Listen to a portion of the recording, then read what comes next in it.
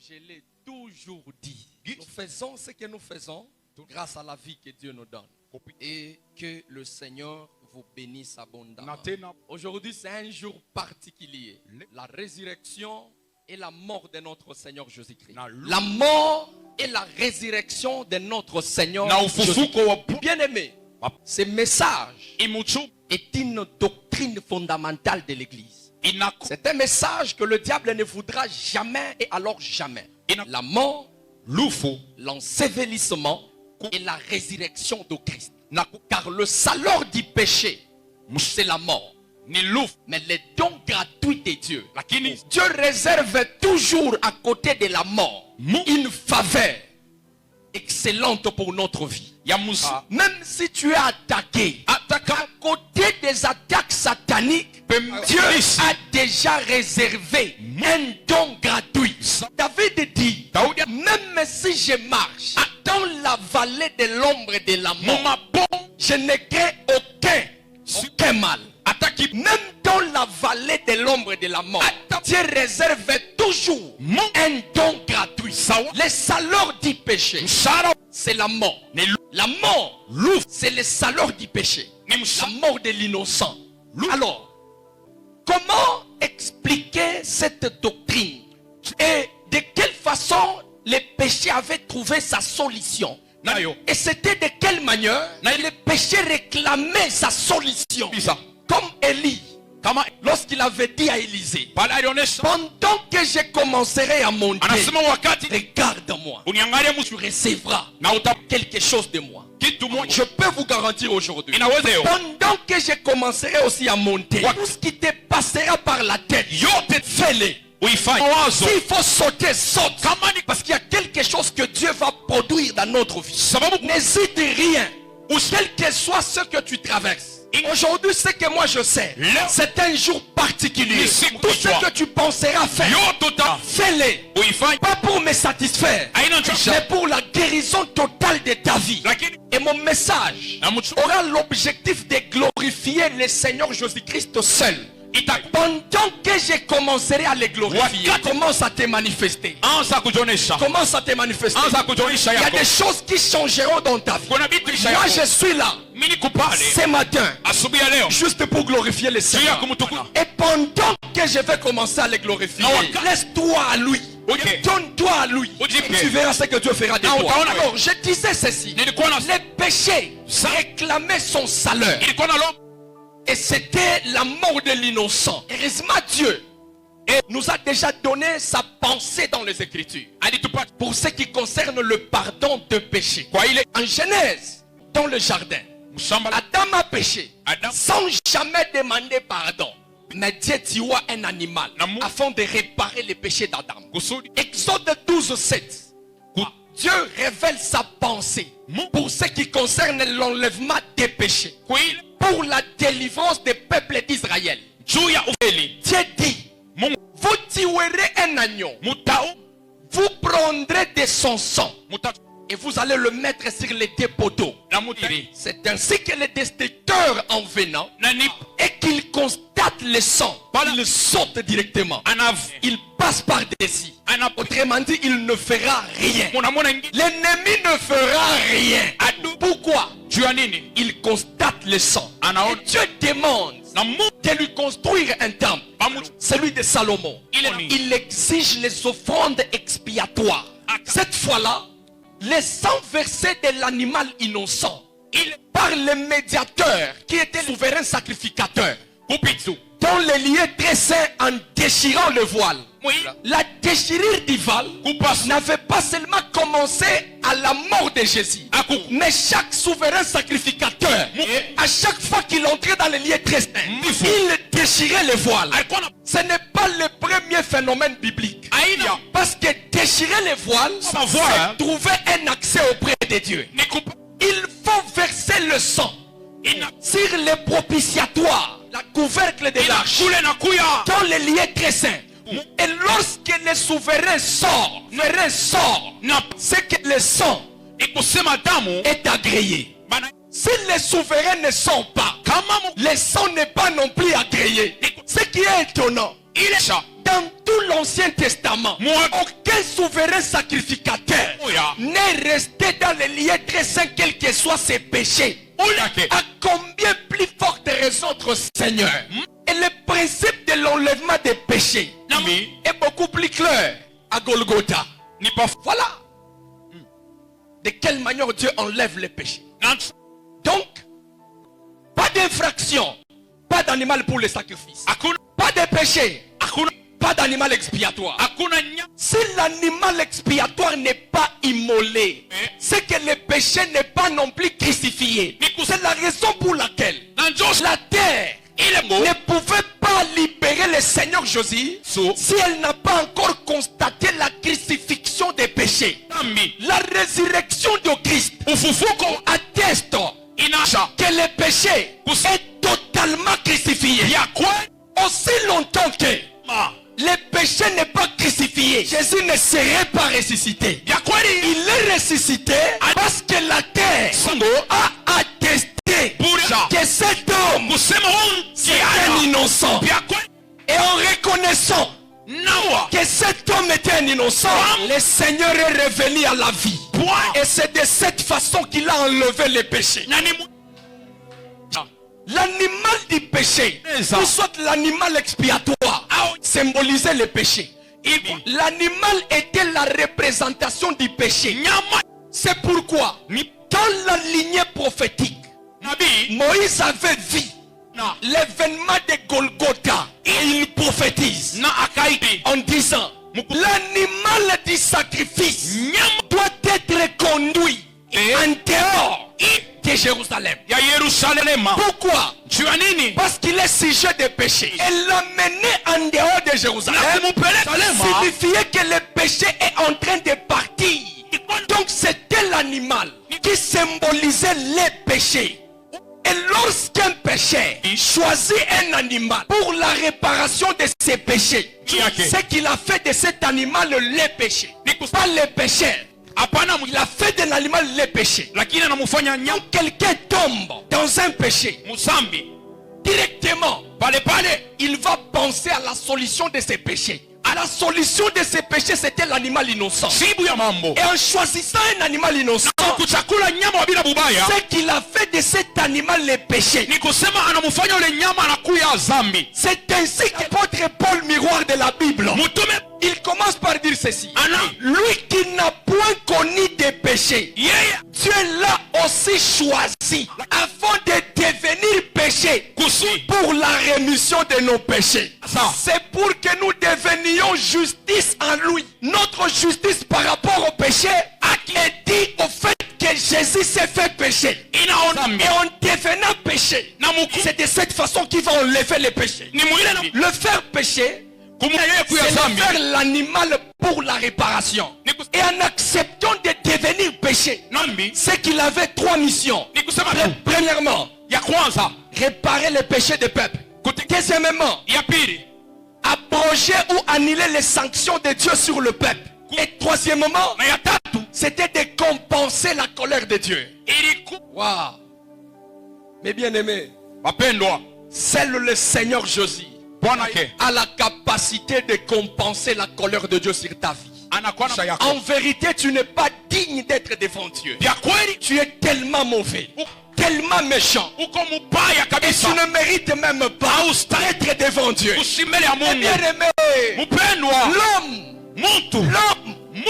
est méchant, très méchant. On l'a créé, il accuse son créateur. L'homme, tu peux être avec lui, souris même, mais il pense t'empoisonner. Pendant que tu es en train de monter, lui est en train de penser comment créer des histoires pour te créer des ambitions. Et le matin à l'église, en train de prier: oh Dieu, nous détruisons, L'homme est le plus méchant de toutes les créatures de Dieu. Avance. Notre comportement ne peut jamais nous rendre dignes devant Dieu. Nous sommes méchants. C'est à l'église on est en train de poisonner les hommes de Dieu. C'est l'église. Si les hommes de Dieu sont empoisonnés, c'est l'église. Il y a des gens qui sont remplis de haine, des chrétiens comme des démons, avec la haine. Un chrétien qui ne peut pas voir son frère avancer, il est à l'église en train de prier. Oh Dieu, l'homme peut quitter l'église. Il quitte à 12h. À 13h, il va se prostituer. À 16h, avec une autre femme. L'homme est tellement bizarre. Ce n'est pas tellement mon message. Mais ce que je peux vous dire, c'est le Seigneur Jésus peut compenser la colère de Dieu sur nous les hommes. Il n'y a que Jésus. Il n'y a que Jésus. Et seul le Seigneur a la possibilité de réparer nos péchés devant Dieu. Tu as été pécheur hier. Voici l'occasion que Christ te donne.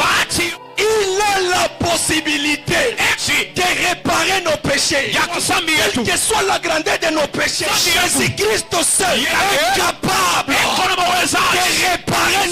Je vous invite au Seigneur. Abandonnez vos péchés. Abandonnez la haine. Abandonnez l'impudicité.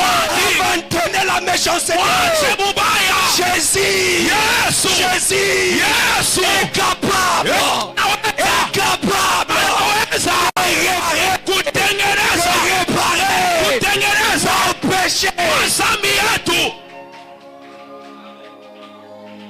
Et seul Jésus est capable d'abroger normalement à cause de ton comportement. Tu n'allais pas être tué. Parce que Dieu est tellement colérique. À cause de ton comportement, sans Jésus, Dieu devait déjà te tuer. Parce que c'est un Dieu colérique. Rappelez-vous, Dieu a ouvert la terre. Et la terre a englouti plusieurs personnes. Dieu a envoyé les déluges. Le déluge a tué des millions. La colère de Dieu. Et seul Jésus. Seul Jésus. Seul Jésus. Seul Jésus.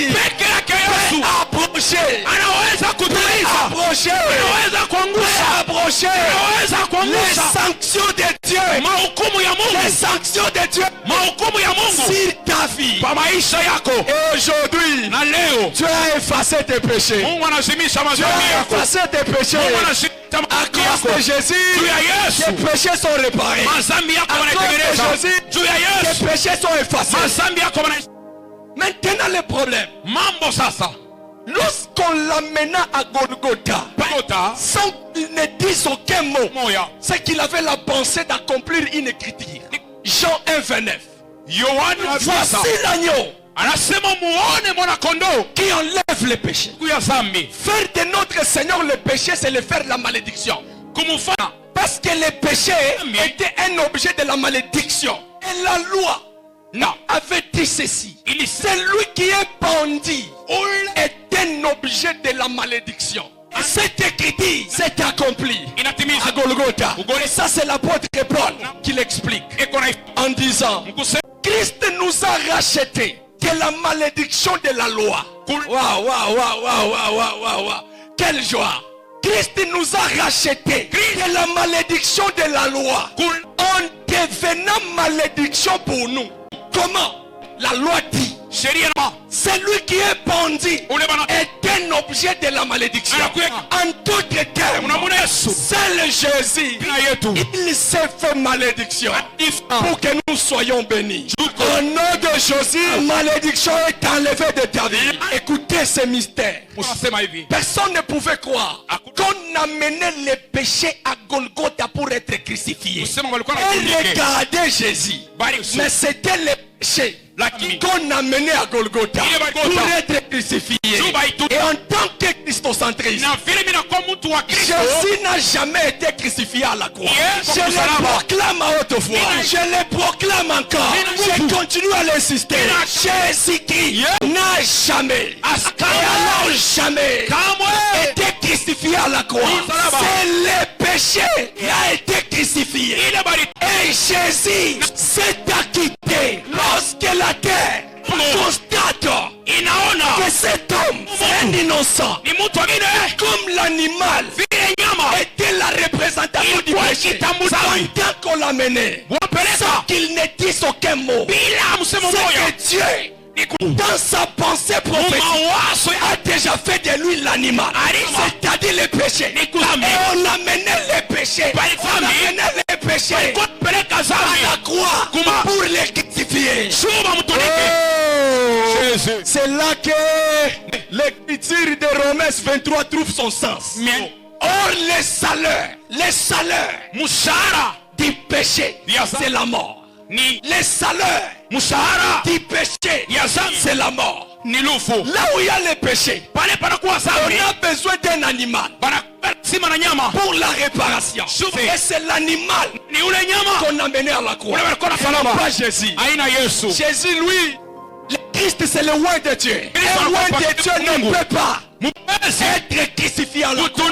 Et il n'y avait personne qui pouvait croire qu'on amenait les péchés à la croix pour être crucifié. Retrancher la vie d'un innocent, c'est retrancher les péchés du peuple. Et ce que j'aime, le pardon accordé dans l'Ancien Testament avait une durée de 360 jours. Et notre Seigneur ne nous a pas seulement donné le pardon de 360 jours. L'œuvre salvatrice, elle a ôté définitivement le péché. Je suis en train de glorifier Jésus. C'est juste lui que je suis en train de glorifier. Si ce message ne te plaît pas, certainement ce message ne pouvait pas te plaire. Parce que c'est Jésus que je suis en train de glorifier. Et si tu es en lui, tu dois être joyeux. Tu dois dire que j'ai un sauveur, un Seigneur, un grand Seigneur qui a réalisé l'œuvre de la croix, l'œuvre la plus parfaite. Alors il y a un problème. On ne peut pas sortir de la tombe sans que les talents de la postérité de la femme ne soient blessés. Et selon la tendance prophétique de l'horloge juste à poser, il faut que les talents de la postérité de la femme soient d'abord blessés afin que la tête soit écrasée ensuite. Mais Genèse renverse le débat. Genèse dit, celle-ci t'écrasera la tête et ensuite tu lui blesseras. Et prophétiquement, on ne peut pas arriver à écraser la tête si le talon n'est pas blessé. Et la blessure au talon dans la vie de Jésus, c'est constaté lorsque le Seigneur Jésus a été condamné à mort. Condamné à mort. C'est ce que nous appelons la blessure au talon. Et les conséquences de cette blessure, c'est la mort physique de Jésus. Si Jésus est mort, c'est parce qu'il a été blessé. Le plus important, la blessure au talon n'aura que 38 heures du temps. C'est une blessure qui ne tarde pas. Jésus n'a jamais fait 3 jours dans la tombe. C'est faux. Il n'a jamais fait 2 jours dans la tombe. C'est faux. Jésus a fait 38 heures du temps. Et c'est biblique. Il a fait 38 heures. Ce n'est même pas 2 jours. Le temps de blessure au talon, c'est le temps qui ne tarde pas. Voilà pourquoi j'ai toujours dit, l'œuvre de l'ennemi dans notre vie ne tardera jamais. Quand est-ce que le Seigneur a été crucifié? À la 3e heure. La 3e heure, c'est à 9 heures du temps. La Bible dit, à la 6e heure, il y a eu des ténèbres dans tout le pays. La 6e heure, c'est à midi, ou soit à 12 heures. Et c'était le vendredi. À la 9e heure, il dit, Eloi, Eloi, lama sabachthani. La 9e heure, c'est la 3e heure de l'après-midi. C'est à 15 heures. Après 15 heures, à 16 heures, Christ a rendu l'âme. Parce qu'il a été laissé au talon. Et la mort de Christ, c'est la blessure au talon. Quand est-ce est-ce qu'il est mort? Wakati gani alikufa? À 16 heures. Et ça c'est prophétique. Na ile Comment? La Bible dit. Biblia Jésus-Christ, c'est un phénomène. C'est un phénomène. Écoutez de quelle manière mwelewa namuna gani Dieu s'est organisé pour accomplir les écritures bibliques. ile Mungu À 15 heures, Musa très fatigué, mwenye kuchoka mais il ne meurt pas. lakini ufe Il patiente 16 heures. Il expira. na aka Mes bien-aimés, bapendwa. Jésus-Christ a refusé de mourir à 9 heures. Yes. Il a refusé de mourir à 12 heures. Il a refusé de mourir à 14 heures. Anakatala Juste pour accomplir Exode 12. juu ya Vous les garderez jusqu'au 14e jour de ce mois. anas Et toute l'assemblée d'Israël ni l'immolera entre les deux soirs. badi Entre les deux soirs. kati ya magharibi mbili. Or, selon la Bible, Lakini kufuatana na Biblia la première soirée termine à 15 heures. La deuxième soirée magharibi ya pili commence à 18 heures. inaanza 16 heures. 16. C'est le milieu des deux soirs. Inakuwa ni katikati ya magharibi mbili. Ya. My God. 16 heures. 16 heures. C'est le milieu des deux soirs. Inakuwa ni Et selon la prophétie, lakini l'agneau de Dieu Bwana kondoo wa Mungu doit être immolé batamutunika entre les deux soirs. kati Et Jésus, na Yesu dans ces dernières heures, mu masaa yake ya mwisho il patiente 16 heures. anatoa Au milieu des deux soirs. katikati ya magharibi mbili Afin d'ôter les péchés dans ta vie. kama sana maisha Afin yako d'ôter la malédiction dans ta vie. tuato. Certainement, il est l'accomplissement des Écritures. Je sais que tu as une parole de Dieu dans ta vie. Minajua maisha yako Et toute parole de Dieu est une écriture. na kila neno Et liko c'est pourquoi l'apôtre dit, ni kule mtume anasema vous êtes des lettres écrites. mundiko Si vous êtes des lettres, kama mko miandiko Jésus est votre accomplissement. Écoute, Bien-aimé, apendwa les pensées de Dieu mawazo ne peuvent jamais être nos pensées. a Yesu Il y a un écart entre nos pensées et les pensées de Dieu. Et cet écart-là, na hii pale c'est la distance qu'il y a entre le ciel et la terre. inakuwa ni Or, je peux vous garantir, naweza jusqu'à aujourd'hui, mpaka leo que cette distance ile burefu qu'il y a entre le ciel et la terre inakuwa kati ya mbingu na bulongo. n'a pas encore été découverte. Yes. Au niveau où Dieu pense, Mu hatua ile Mungu anawazia personne d'entre nous ne peut jamais arriver. hakuna Je dis bien personne. Que la prédication de la croix kwamba est une folie. inakuwa ni basimu kabisa. Vous ne vous rendez pas compte que ça c'est une folie. Amuone kusema hii inakuwa ni bazimu. Les gens ont vu un homme amené à la croix alors qu'on amenait les péchés à la croix. Bantu wanaona bena peleka mtu kumsalaba lakini ilikuwa ni dhambi walikuwa wanapeleka kumsalaba. Qui peut croire ça? Nani anaweza kuaminia ile? N'est-ce pas c'est une folie? Et calculons le temps de la blessure au talon. La Bible dit, Biblia inasema il est mort à quelle heure? alikufa saa gani? À 16 heures. Na saa ya 16 heures. Aujourd'hui nous savons, Na leo tunajua une journée a pratiquement 24 heures. siku moja inakuwa na masaa 24. Et c'était le vendredi. Na ilikuwa ni siku ya 5. 24 heures moins 16 heures du temps donne 8 heures du temps. 28. C'est-à-dire pour la journée de vendredi. Ni kusema juu ya siku ya vendredi. Jésus a fait 8 heures du temps de mort. Yesu La journée de samedi, siku ya mposho c'est 24 heures du temps. 8 heures plus 24 heures, tukine ça donne 32 heures du temps. inatupa masaa. Et ça, c'est la journée de samedi. Na ile Les dimanches, aux environs de 6, na siku ya chuma il est sorti de la tombe. anatoka mbulongo. 32 heures plus 6 heures, Tunafanya masaa 32 kuchanga na masaa 6. ça fait 38 heures du temps. Inatupatia masaa 38. Le temps de la blessure au talon. Wayo. Le Seigneur n'a pas fait 3 jours dans la tombe. Bwana mutatu mkaburi. Mais il est ressuscité le 3e jour. Lakini 3 jours c'est beaucoup, hein? C'est 72 heures. ina 70 Non, c'est beaucoup ça.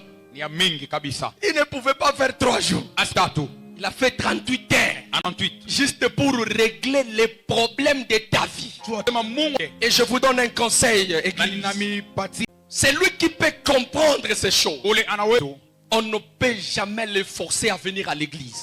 On ne peut même pas les forcer à donner à l'église. On ne peut même pas l'évangéliser à partager ses biens avec les autres. C'est ainsi que je n'ai jamais mis l'accent sur l'argent dans toutes mes prédications. Ce n'est pas parce que je n'ai pas besoin de l'argent. Si un chrétien a déjà compris l'œuvre de la croix, on ne peut pas les forcer à donner à l'église. Par moment, nous le faisons parce que nous savons qu'il y a encore des bébés spirituels. Mais celui qui peut comprendre ça, il doit vivre dans la libéralité. La libéralité n'est pas seulement lorsque tu as beaucoup. Même avec 2000 francs, tu peux partager avec tes frères. Restons dans l'amour. Si ton frère a besoin de quelque chose, et si tu en as deux, donne-lui. Tout ce que tu as, tout ce que tu es, et tout ce que tu exerces, c'est l'œuvre de Dieu. Construire l'église, c'est bien. Mais nous constatons que les gens aujourd'hui, lorsqu'on leur dit de donner à l'église pour la construction, ils donnent. Mais ils sont insensibles au malheur de son frère. Il peut voir son frère en train de mourir. Il lui laisse. L'amour a disparu. L'amour a disparu. Mais bien aimés, restons dans l'amour. Aimons notre assemblée. Aimons-nous vivants. Dans la vie de chacun, Dieu a sa propre manière de travailler. Dans ma vie, il travaillera autrement. Donc, tu dois aimer ma grâce. Dans ta vie, il travaillera autrement. Je dois aussi aimer ta grâce. Pourquoi la haine, autant de haine parmi les chrétiens? Pourquoi autant de méchanceté parmi les chrétiens? Écoutez mes bien-aimés, combattre la grâce de l'autre, c'est combattre les donateurs de la grâce. Est-ce que tu es sûr que tu peux combattre Dieu? Voilà pourquoi vous mourrez comme des hommes. Vous êtes des dieux. Et pourtant vous mourrez comme des hommes. Je t'exhorte d'enlever la méchanceté qu'il y a dans ton cœur.